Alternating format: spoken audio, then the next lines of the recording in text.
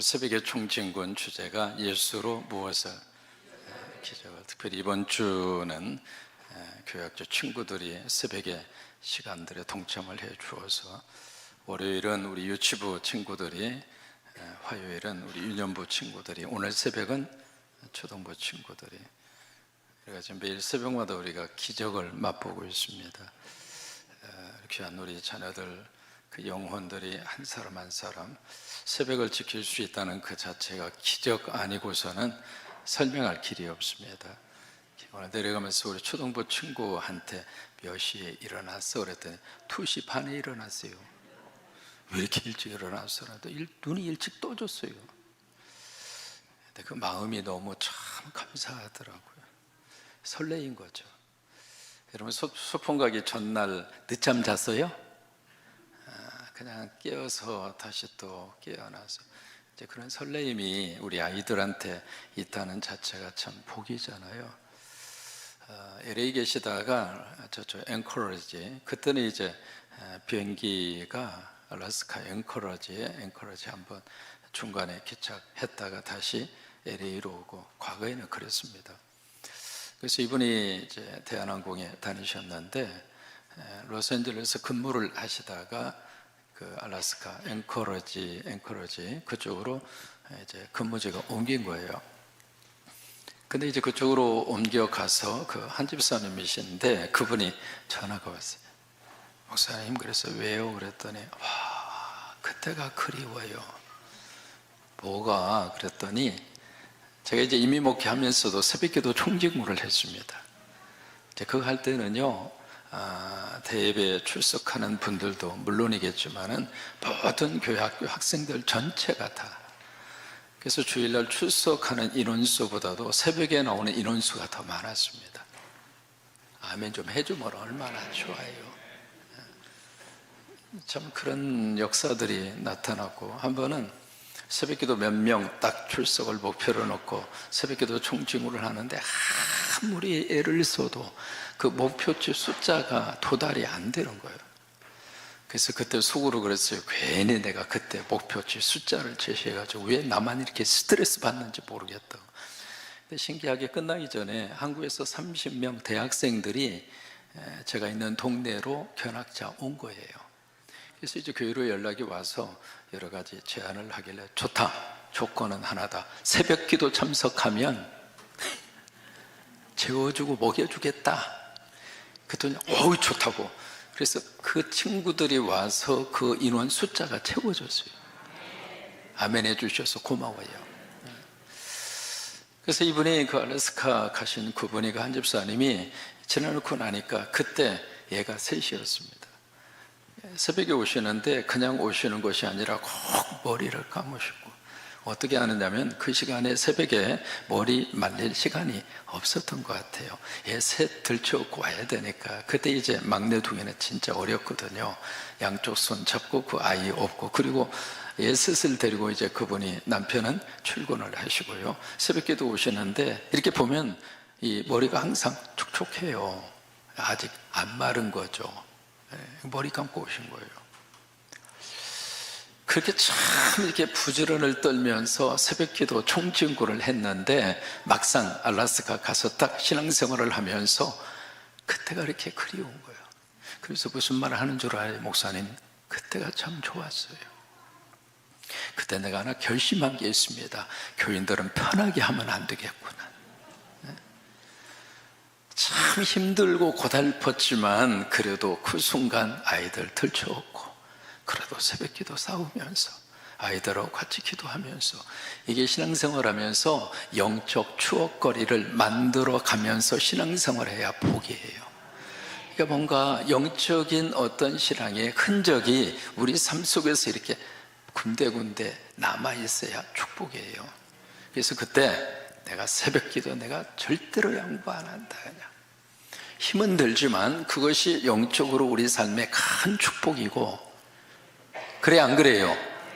이게 추록을 보면은요, 뒤에 적재량이라고 하는 표시가 되어져 있습니다. 뭐 5,000kg, 뭐 3,500kg, 그 뒤에 이렇게 있잖아요. 적재량이라고 하는 게요. 이게 추록은요, 그 적재량이 화물이 뒤에 딱 실려져 있어야 이 차가 안정적으로 가요. 이게 만약에 뒤에 그 적재량이 채워지지 않으면 이게 차가 굉장히 덜컹거립니다. 안정적인 속도로 못 갑니다. 그래서 믿음 생활도 뒤에 텅 비어 있는 것보다도 뭔가 이렇게 적재량이 잘 채워져서, 그래서 여러분 이 교회 오시는 분들은 저 잘 만났어. 그냥 아무튼 나는 그냥 설렁설렁 하기 싫거든. 그냥 우리가 예수를 믿고 우리가 믿음 생활할 때에도 뭔가 주님을 위해서 예배할 수 있을 때 그 예배 속에 전력을 다하고, 찬송할 때 오늘 브리스 추리오바 여기 핏대가 섰어. 그냥 하는 찬양이 아니라 이 찬양이 내 인생의 마지막이다 그 생각했는지는 모르겠지만 그 열정을 쏟아서 찬양하니까 영성이 우리까지 전달이 되잖아요. 뭐든지 그래요. 뭐든지. 존 베이커라고 하는 사람의 책 가운데 기적의 치료제라고 하는 책이 있어요. 그 책에서 그렇게 이야기합니다. 이 치료제는 참 기적을 만들어내는 특효약이다, 그렇게 시작을 해요. 그런데 그 약은 참 묘하게도 처방전이 없어도 살 수 있는 약이다, 이제 그렇게 소개를 합니다. 또 하나, 이 약은 절대로 부작용이 없다. 세 번째로, 이 약은 어떤 질병에든지 효과가 있다. 궁금하죠? 무슨 약인지. 네 번째, 이 약은 공짜다. 그래서 존 베이커 그분이 이 기적의 치료제를 우리에게 소개하면서 그 치료제가 무엇인가? 땡큐 테라피다 그랬어요. 여러분, 영어로 테라피라고 하는 것은 치유라고 하는 뜻입니다. 그러니까 감사가 바로 우리 모든 삶의 기적의 출발이에요. 오늘 하루 지내놓고 나니까 감사하죠. 부탁한 것이 감사하고, 한국의 법이 살아있음이 보여줘서 감사하고, 그죠? 그러니까 이 모든 일들 속에 참 이렇게 예수로 기적을 이라고 하는 이 말은 결국 예수님 때문에 평범한 일상이 기적으로 고백되어지고, 기적으로 느껴지고, 기적으로 하나님 앞에 감사하게 되고. 그래서 여러분, 금년날에 사는 동안 예수 잘 믿으셔서 그저 매일매일이 기적이 되시기를 바라고, 매일매일이 감사의 땡큐 테라피를 통해서 모든 질병을 치유하시고, 부작용도 없고 공짜니까, 마음대로 써도 누가 뭐라고 안 하니까 옆에 있는 분을 보시면서 감사해요 한번 해주세요. 이 데살로니가 후서는 아주 짧아요. 3장밖에 안 됩니다. 1장에서는 무슨 내용인가? 지금 이 편지를 받고 있는 교인들이 참 힘들어요. 지금 우리 이 시대는요, 참 예수 믿는 사람들 좋은 시대에 예수 믿고 있는 겁니다. 먹고 사는 것도 그러고 주변의 환경도 그러고요. 지금 우리가 문제가 있다고 말을 하지만 사실은 이 당시 편지를 받는 교인들하고 비교하면 문제 있다는 말도 사실은 복권이에요. 대한민국에서 태어났다는 자체가 축복이에요. 왜요? 북한에 태어나셨으면 운명적으로 우리는 어떤 삶을 살아야 할 것인가. 그러니까 지금 이 땅에 우리가 호흡하고 이 땅에 지금 살고 있다는 자체가 이미 복받은 거예요. 그래서 환난과 어려움 속에 있는 이 교인들을 1장에서는 막 위로합니다. 격려합니다. 힘들지? 그러나 그 힘든 속에서 우리가 주님 바라보고 견디고 참고 이겨내자. 그러면서 이제 데살로니가 후서 1장이 쓰여져요. 그 다음에 2장의 내용은 무슨 내용이냐면, 이게 교회 안에 특히 종말론 문제에 대해서 아주 극단적 생각과 교리 속에 빠져 있는 사람들이 있었어요. 거기에 대해서 종말론을, 우리가 성서적으로 종말론 가는 것은 성서적이지만 그 종말론이 이상한 모습으로 전락되는 것은 복음의 변질이다. 그래서 바른 종말론 사상을 가지고 신앙생활을 해라. 그게 데살로니가 후서 2장이에요 3장으로 가서 보시면은 3장 맨 처음 1절 말씀에 끝으로 그렇게 시작을 해요. 옛날 번역은 종말로 그렇게 시작을 해요. 그래서 마지막으로 내가 당신들에게 두 가지를 부탁한다고 그래요. 첫째로 뭘 부탁하는가? 나 위해서 기도해 줘. 그게 첫 번째 부탁입니다. 사역의 길을 걷고 있는 우리를 위해서 기도해 줘. 근데 기도 제목이 두 가지예요. 첫 번째 기도 제목은 예수 그리스도의 복음이 데살로니가 지역에 쫙 그렇게 증거되고 퍼진 것처럼 그 예수의 복음이 다른 지역에도 급속도로 확산되고 퍼지도록 기도해 달라. 여러분, 복음은 성광교회 안에 갇혀 있으면 안 돼요. 이 복음은 이 교회를 통해서 밖으로 가야 돼요. 135개 살림의 교회로 가고, 세계 선교 지역으로 가고, 이웃으로 가고, 북한으로 가고. 그래서 이 복음이 이 장소에 그대로 머물러 있으면 안 돼요. 바로 그 기도 제목을 부탁하는 거예요. 데살로니가 지역에 복음의 씨앗이 떨어진 것처럼 이 복음이 다른 지역에도 쫙 뻗어가게 해달라고. 그 일을 위해서 우리를 하나님이 써달라고. 그래서 우리를 위해서 기도해달라고.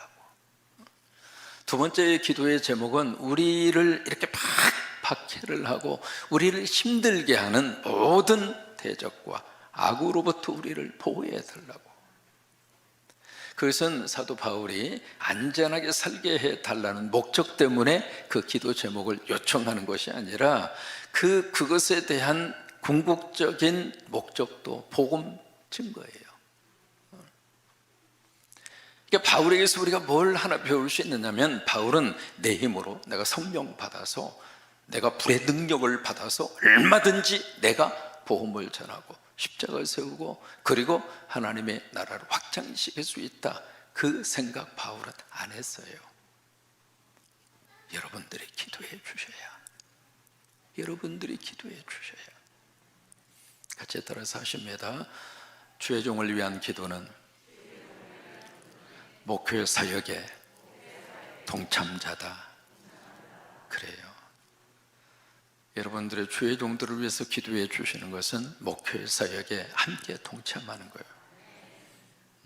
그래서 이제 기도 요청을 하는 거예요. 두 번째로 오늘 본문 말씀에, 여기서 이제 그렇게 본문 6절의 말씀을 이렇게 시작합니다. 주위에서 6절을 읽으세요. 6절 시작. 형제, 단어 하나 첨가하셔야 돼요. 다시 단어를 집어넣으셔서 형제, 자매들아, 우리 주 예수 그리스도의 이름으로 너희를 명한다. 명한다고 그랬어요. 협조한다, 그리고 당부한다, 부탁한다 아니에요. 오더예요. 누구 이름으로? 예수의 이름으로. 여러분, 이 말을 쓸 때 바울의 입장으로서는 강력한 그들에게 지금 오더를 내리는 거예요. 이것은 내가 내리는 오더가 아니다. 예수님의 이름으로 당신들에게 오더하는 것이다. 명령하는 것이다. 그러니 이 명령 앞에 순종해라. 그것을 밑에다가 깔고 6절의 말씀을 그들에게 주고 있습니다. 그럼 무슨 명령을 하는가? 이 명령의 가장 끝에 보시면은 주 예수 그리스도의 이름으로 너희를 명하노니 떠나라 이거예요. 이 떠나라고 하는 것은 관계를 단절시키라. 더 이상 교제하지 말라. 그들과의 모든 이 연관된 끈을 다 차단시켜라. 그러면 여기서 떠나는 사람들이 누구인가? 중간에 거기서 두 가지로 설명합니다. 첫째, 어떤 사람들에게서 떠나는가? 게으른 사람들. 우리말 번역에는 그에 나와 있지 않습니다만은 여기 게으르게 행하고 이렇게 돼 있는데, 첫째 게으른 사람이고, 두 번째 자꾸 분열을 조장하는 사람, 세 번째 여기에 우리에게서 받은 전통이라고 되어 있습니다만은 우리에게서 당신들이 받은 교훈입니다. 그리고 메시지 설교입니다. 그러니까 사도들을 통해서 배운 가르침, 그 가르침에서 벗어난 행동을 하는 그들에게서 당신들은 예수님의 이름으로 명하노니 떠나라. 그들과 관계를 더 이상 하지 말라. 왜 그럴까요?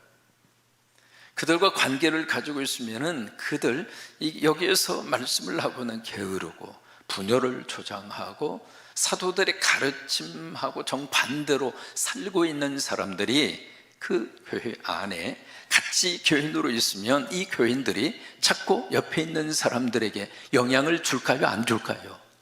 영향을 준다 이 말이에요. 그러니 그들에게서 떠나라. 관계를 끊으라 이 말이에요.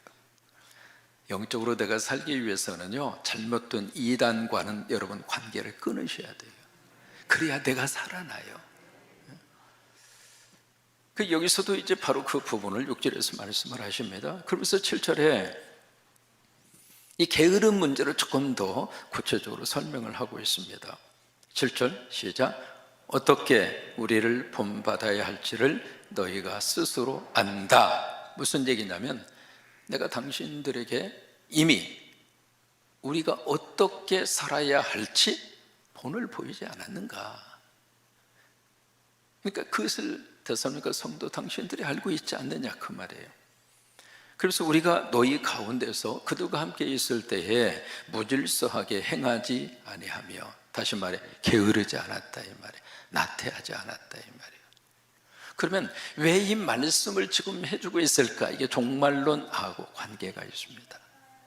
이 극단적인 종말론 이렇게 치우치다 보니까 우리도 다 과거에 경험하셨잖아요. 1980년대 시한부 종말론.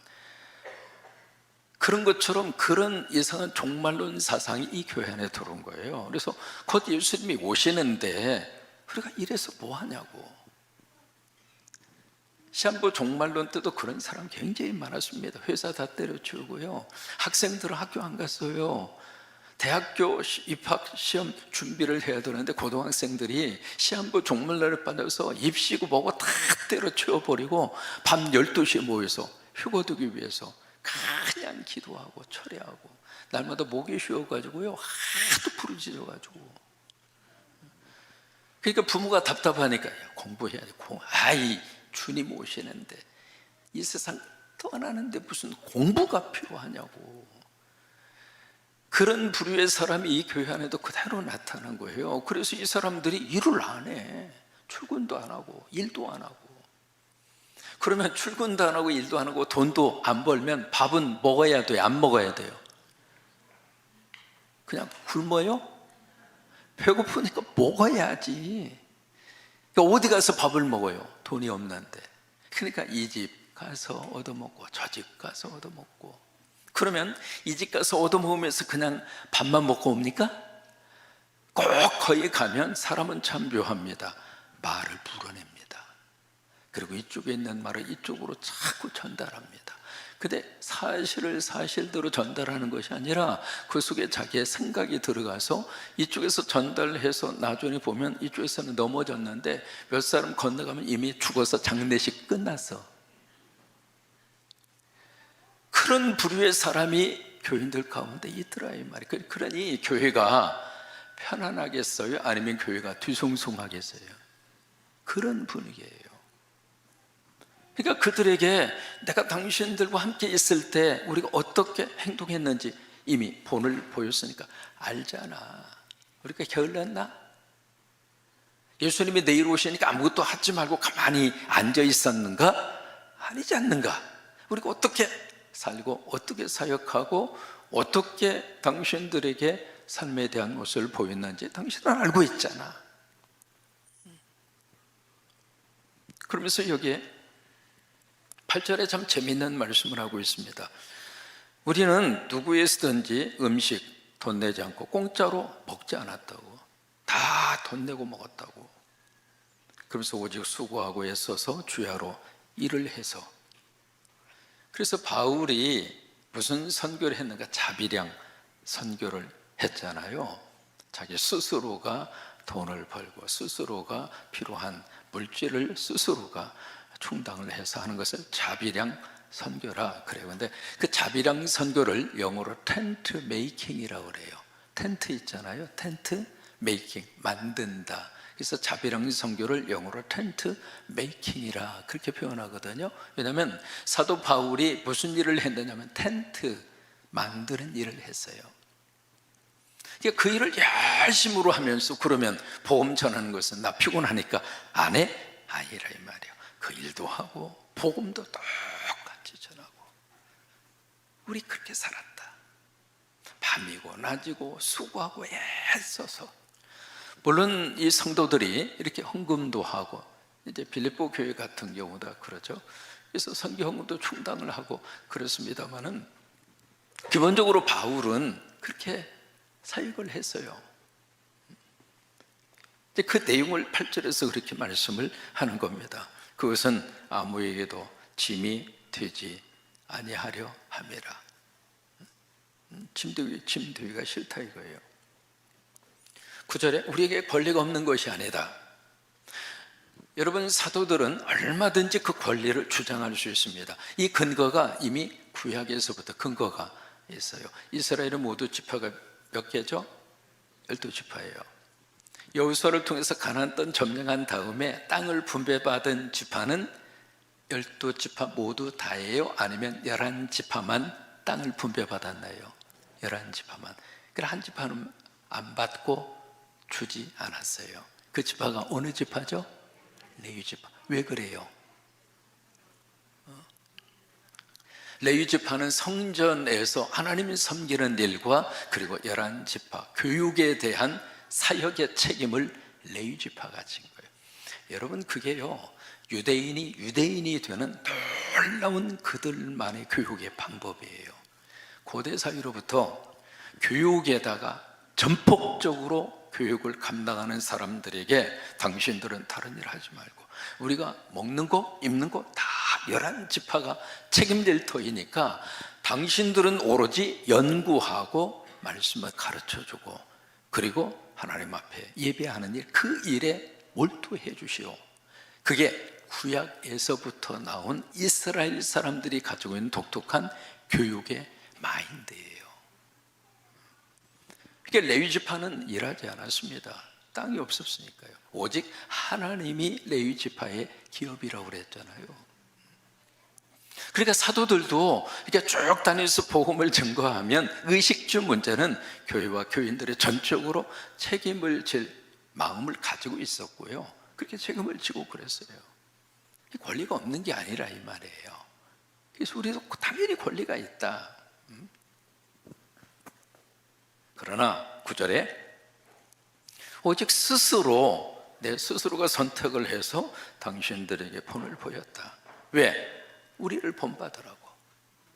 우리를 예수 믿고 게을리 사는 것이 아니라 우리는 복음을 전하고 권리가 있음에도 불구하고 오히려 더 열심으로 자비량으로 내가 일을 하면서 복음도 전하고, 이 본을 보이기 위해서 그렇게 했다고 하는 거예요. 그래서 10절 말씀이 유명한 말씀이죠. 데살로니가 후서에서 가장 유명한 말씀이기도 합니다. 10절 같이 읽겠습니다. 우리가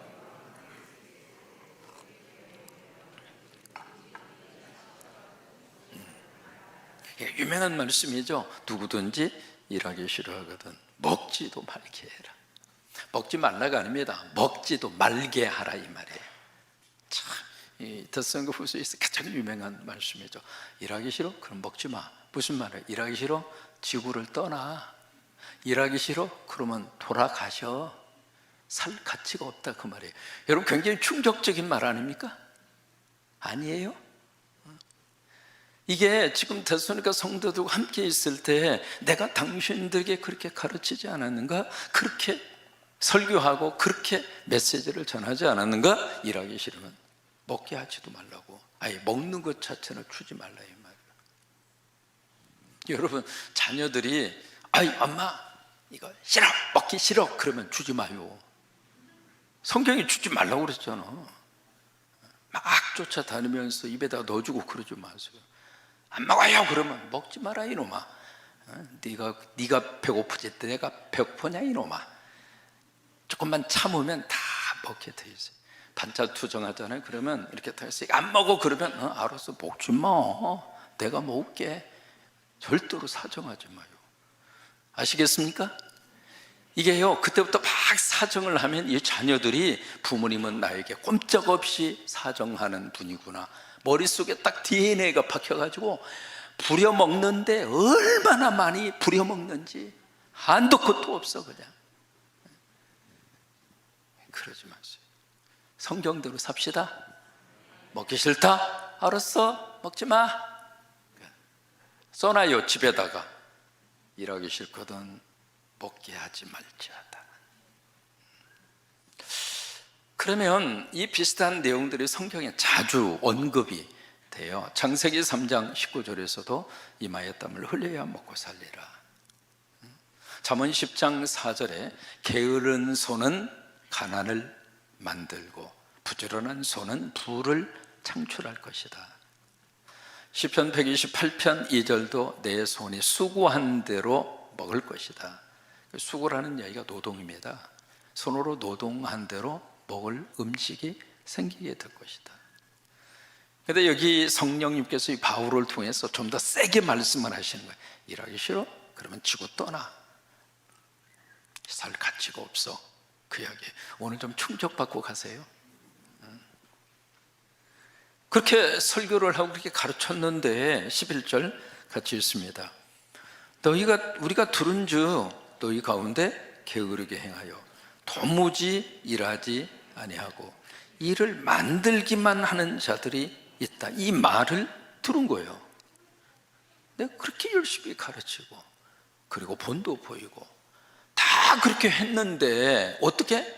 너희 중에 게을러 터져가지고 아무런 손 하나 까딱 안 하려고 그러고 또 하나 일을 만들기만 하는 자들이 있다.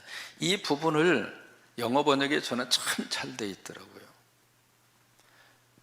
왜냐하면 영어 번역을 이렇게 좀 해석을 해드리면 좀 바쁘게 살아야 되는데 하나도 안 바쁘고 그 다음에 뭘만 하는가? 막 여기저기 참견만 하고 다닌다 이 말이에요. 이 영어로 참 재미있는 표현을 썼습니다. busy-body라고 하는 단어를 썼거든요.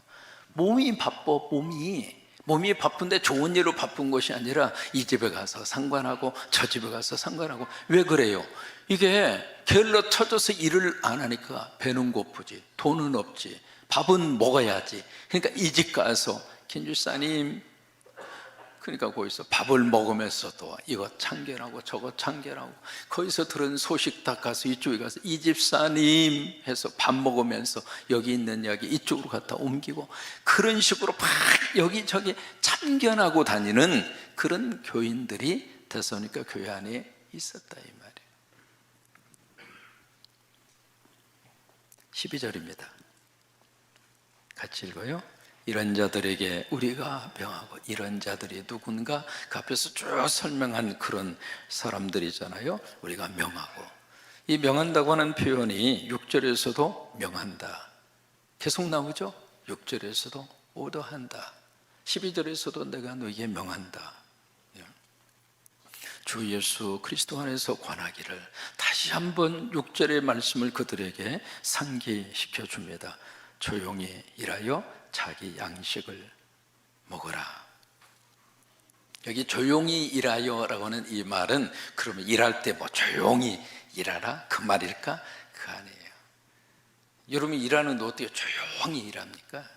여기 조용히 일하라고 하는 것은 한 군데 정착해서 막 왔다 갔다 하고 부산을 떨고 그렇게 하지 말고, 한 군데 딱 진득하게 그 자리에 딱 거기에 뿌리를 내리고 거기서 열심히 일을 해서 내가 먹어야 할 양식에 대한 돈을 네 스스로가 벌어라 이 말이에요. 여러분, 부지런히 사는 것이 축복이에요. 아시겠습니까? 그러니까 우리가 나이가 들어가고 저기 하더라도 열심히, 지금 한국은요 이제 낮에 이렇게 연세가 드신 분들이라 할지라도 낮에 시간 내기가 어려워요. 왜냐하면 이게 노인 일자리 이게 상당히 많이 이렇게 개발이 돼 있어서 뭐라도 할 수 있는 그런 일들을 정부 차원에서 이렇게 마련을 해주고, 이게 미국보다 훨씬 낫습니다. 미국의 노인들을 위한 일자리가 우리나라처럼 이렇게 많이 발달이 안 돼 있어요.